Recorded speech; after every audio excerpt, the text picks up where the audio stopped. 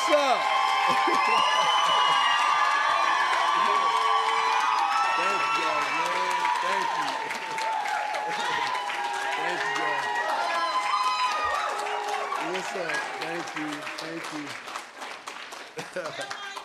Thank you. Yes, Bakari's in the building, you feel me?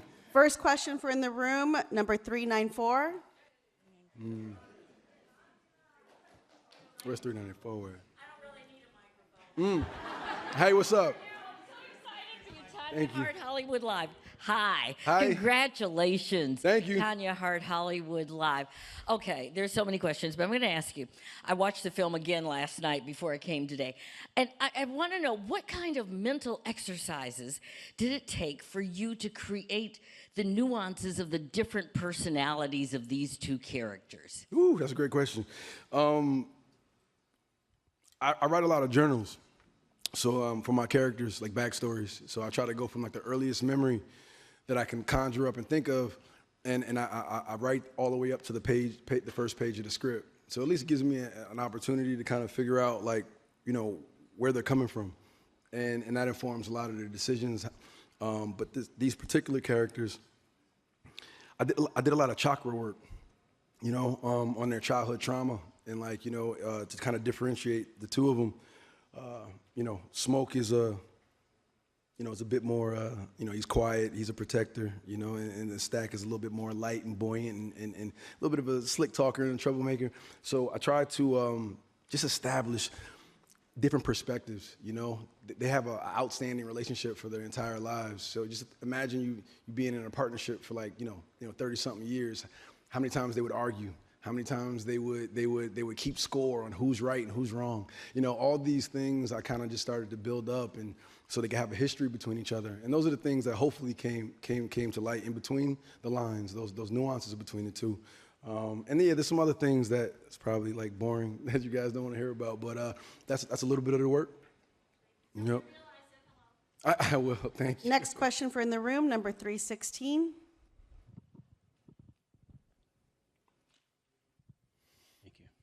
Nathan J. Lee from the Los Angeles Sentinel. Michael, you make us proud, bro. Thank you, bro. Thank Man, you. Thank you. Nathan Hale Williams, a fellow screenwriter, recently said in a video on Instagram, "Please stop telling Black people not to desire Oscars. As someone who just won tonight, what does this recognition mean to you and to other writers coming up?" Man, I feel like it feels timely.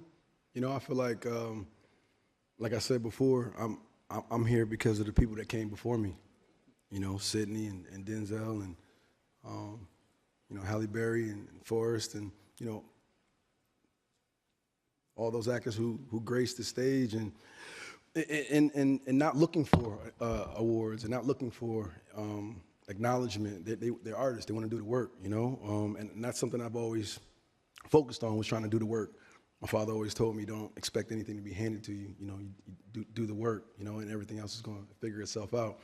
And, you know, there is a selfishness in understanding that in your craft, in your industry, this is a pinnacle, and this is what, you know, our industry standard is. This is what we put value on in a big way, that competitiveness, you do want that, you know, but at the same time, there's a, you know, what's for you is for you. And you can't take anybody's blessings away from anybody else. So I'm just like walking my path, man, and just trying to be locked in. So I would encourage other actors and other, you know, artists, no matter what their medium is to try to keep that in mind and be honest and truthful, and just, you know, you know, dream big, man. You know, dream big and be kind, bro. Be honest. I'm really big on like pouring into the universe, and the universe is gonna pour back into you. And that's how I try to live. You know what I'm saying? Yeah. Final question for in the room, number 380.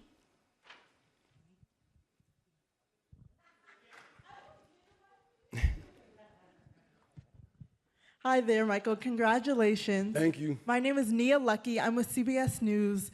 And man, I mean, the amount of support you get is unreal. What does it mean to you to have so many people in your corner wanting to see you win? It feels great, man. It feels you know, you know, I've been extremely blessed in my life, you know,